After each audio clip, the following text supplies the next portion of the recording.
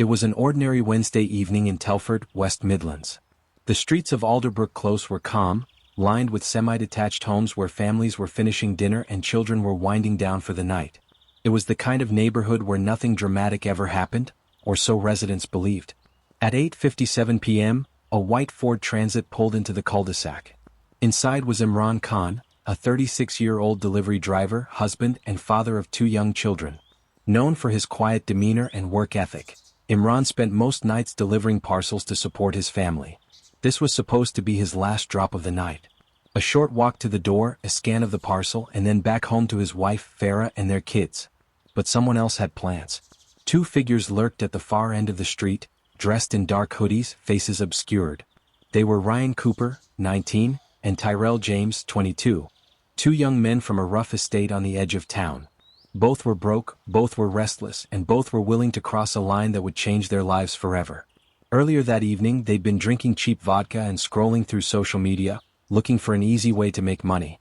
Tyrell had the knife. Ryan had the plan. Their target? Delivery drivers. Quick cash. Minimal resistance. At least that's what they thought. When they saw Imran's van roll in, they exchanged a nod. This was their chance. At 9:18 p.m., a 999 call came through to West Mercia Police. There's a man outside, he's on the ground, there's blood everywhere. Please hurry. When paramedics arrived, they found Imran lying on the pavement, clutching his chest. A single stab wound had pierced his lung. His phone and wallet were missing.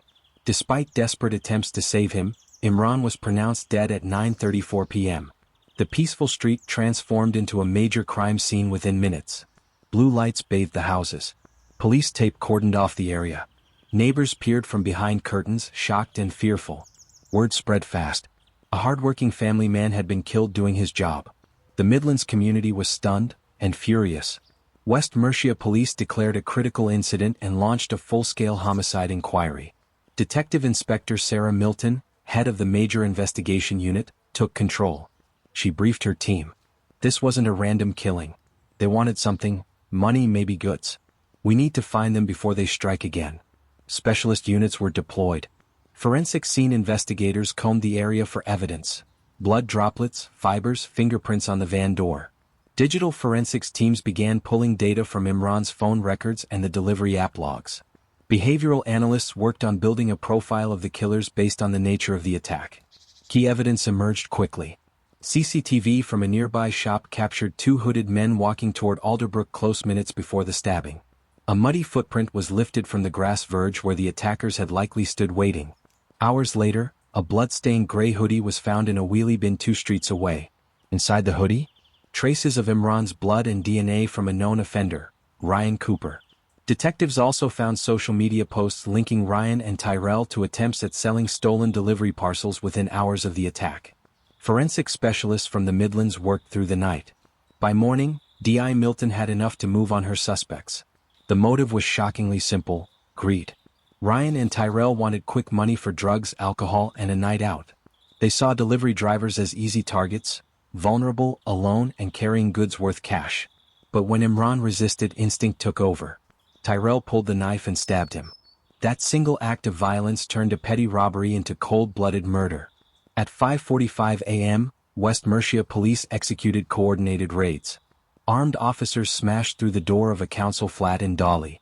Inside they found stolen delivery parcels, cash from the robbery, Imran's phone. Ryan Cooper and Tyrell James were arrested and taken into custody.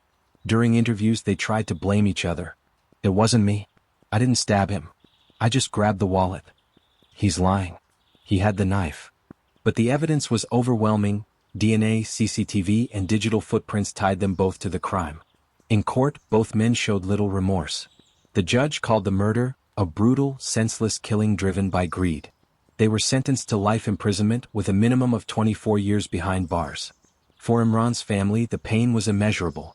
His wife, Farah, stood outside Shrewsbury Crown Court after the verdict. He was a good man. He was just working to feed his children. They took everything from us. The case left deep scars on the community. Residents of Alderbrook Close said they no longer felt safe. Delivery drivers across the UK demanded better protection, calling for panic alarms, tracking systems, and stricter penalties for assaults. For West Mercia Police, The investigation was a textbook example of teamwork under pressure.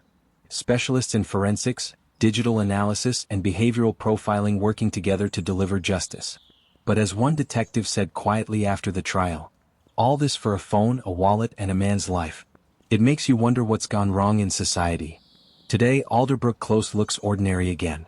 But for those who knew Imran, and for anyone who heard his story, that night will never be forgotten.